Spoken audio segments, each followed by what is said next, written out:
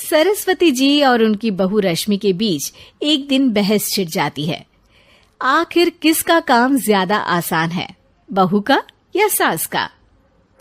माँ जी, सास को काम ही क्या है, आपके सारे काम उंगलियों पे तो हो जाते हैं। कुछ भी। हाँ, हिसाब तो उंगलियों पे ही हो जाता है ना।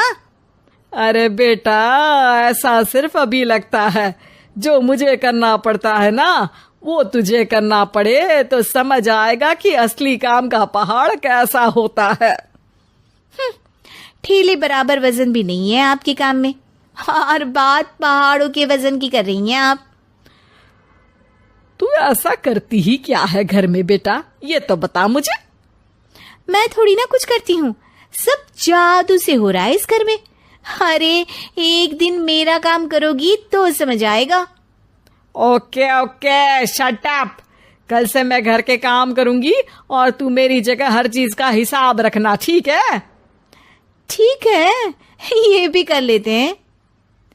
ये सास बहू की डील के बारे में रश्मि के पति अमन को नहीं पता था और ना ही अमन के पिताजी सुरेश जी को। पर गेहूं के साथ साथ जैसे घुन भी पिस जाता है, ये दोनों भी पीसने वाले थे। सुबह अमन उठकर रेडी होता है ऑफिस जाने के लिए, तो पता है उसके कपड़े नहीं निकले हुए हैं। अरे रश्मि, तुमने मेरे कपड़े नहीं निकाले? अपनी माँ से पूछो ना, उन्हीं का काम है ये। अमन अपनी माँ के पास जाता है। अब मेरे कपड़े आज आप देने वाले हो क्या माँ? हाँ, देना तो मुझे ही चाहिए, पर तेरी बहू ने कपड़े धोने ही नहीं डाले, तो कोई भी धुला हुआ कपड़ा नहीं है बेटा। हैं? ऐसा क्यों? कपड़े तो धोने आप ही देते हो ना माँ?